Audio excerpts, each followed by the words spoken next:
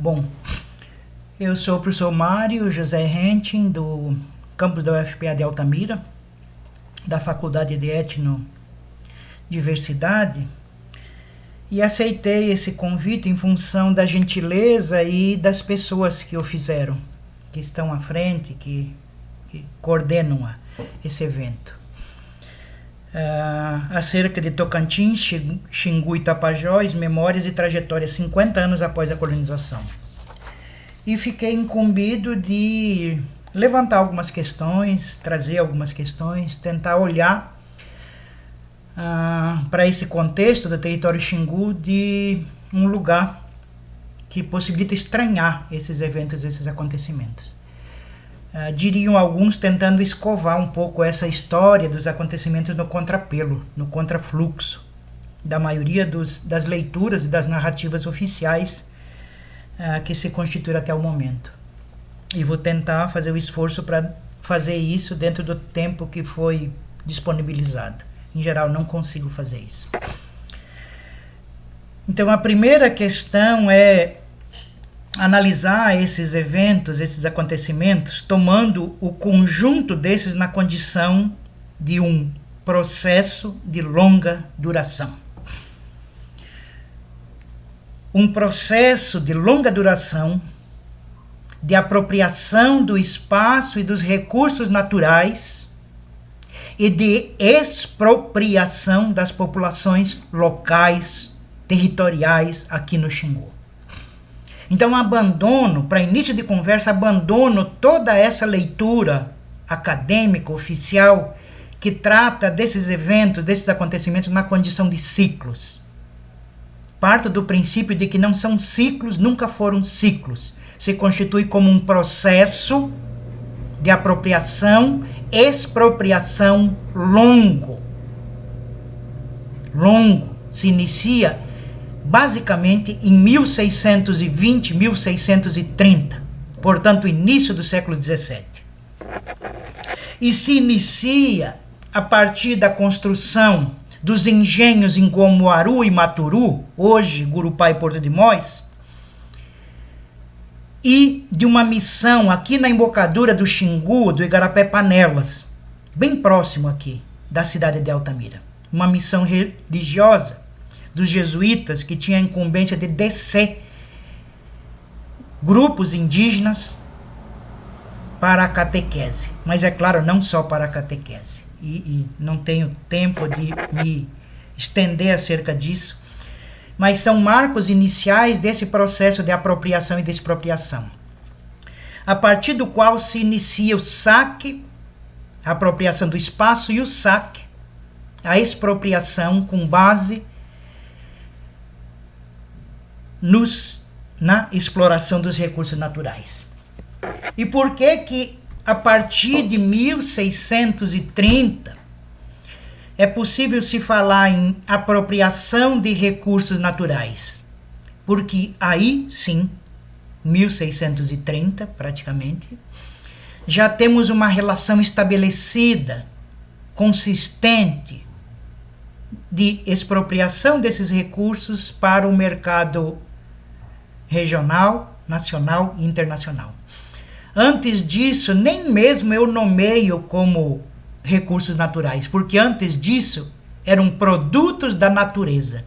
E produtos da natureza aprovisionados para a subsistência humana, para a subsistência dos grupos locais.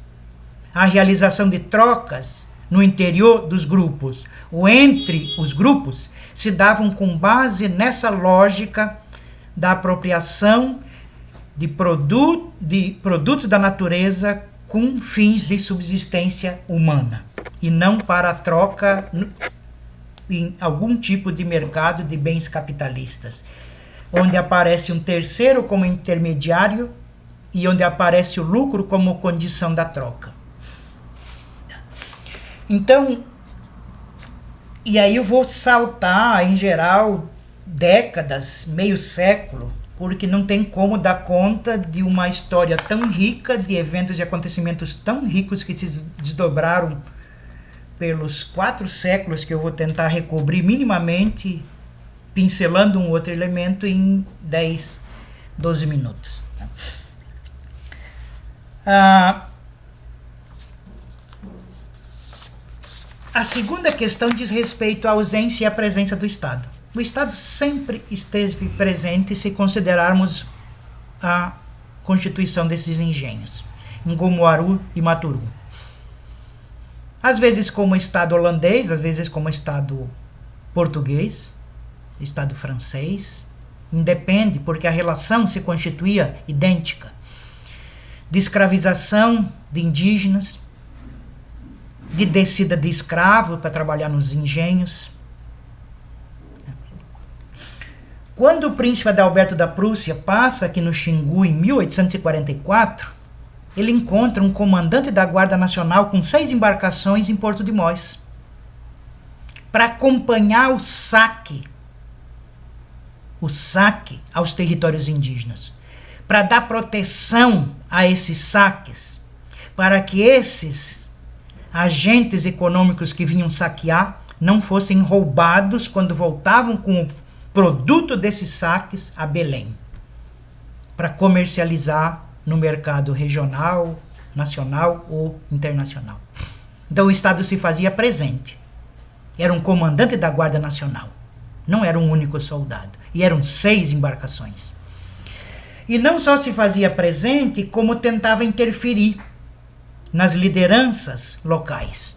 Padre Torquato, príncipe Adalberto, mais um comandante, um militar desse comando, viajaram pelas aldeias numa tentativa de convencer os indígenas a aceitar que os brancos fossem definidos como caciques. O príncipe Adalberto faz uma narrativa de um desses eventos, mas sinaliza para o fato de que não era único. Uma outra questão diz respeito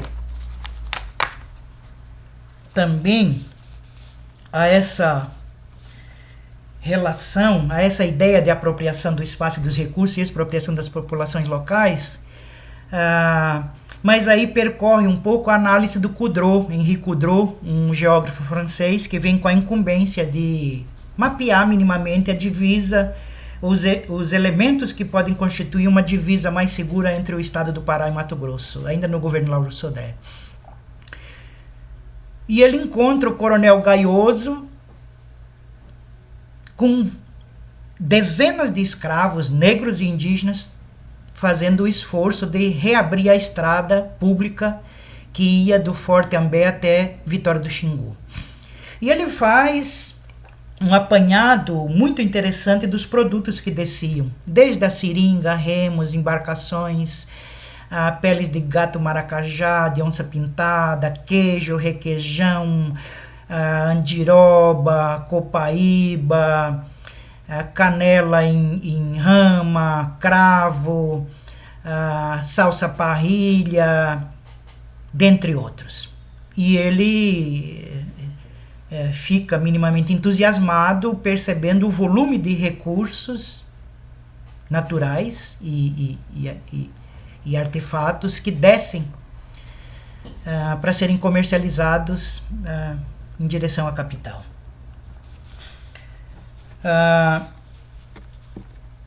Um outro elemento dessa intervenção, e aí é um outro pulo enorme, que estou pulando de 1889, quando Coudreau passa aqui, o príncipe Adalberto havia passado em 1844.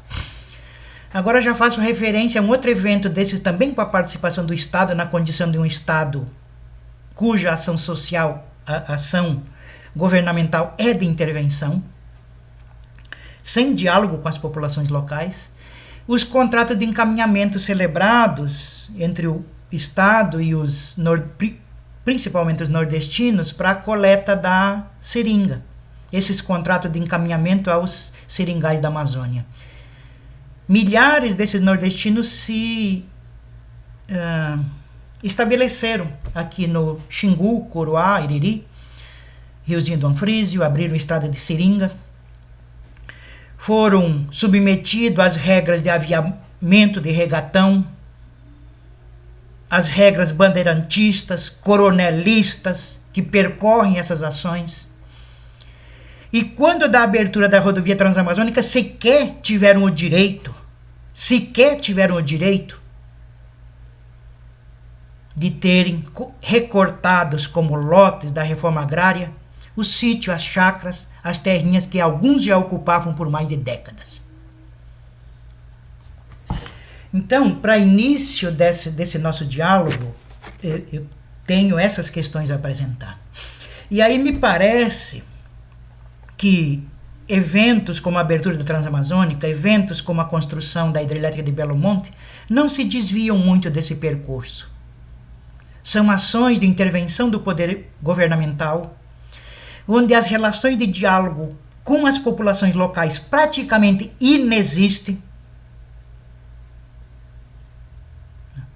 e onde o resultado, na maioria das vezes, foi extremamente desastroso para as populações locais. Salvo raras exceções, onde os atores sociais presentes no território, notadamente o campesinato local, seja esse campesinato das águas, da terra firme, ou ligadas a ações de extrativismo, ou complementares a essas ações, nesses momentos em que esses atores sociais se organizam e reúnem condições de fazer frente a essa presença do Estado, houve, assim, uma certa trégua. Houve, assim, um certo desvio da finalidade do Estado. Mas eles não são o tom da narrativa. Eles não dizem, de fato, por onde se construiu o percurso. Porque o percurso foi construído, em sua grande maioria, com base na intervenção, numa ação de intervenção do poder governamental, com raras, escassas situações de diálogo. O deslocamento desses ribeirinhos, das populações indígenas, ao longo do Xingu, com a construção da hidrelétrica de Belo Monte, também estão nesse percurso. Não se desviaram praticamente nada dele. Então, obrigado. Essa é a minha primeira fala. Depois podemos voltar a algumas dessas questões, se tivermos tempo e disposição para isso. Obrigado.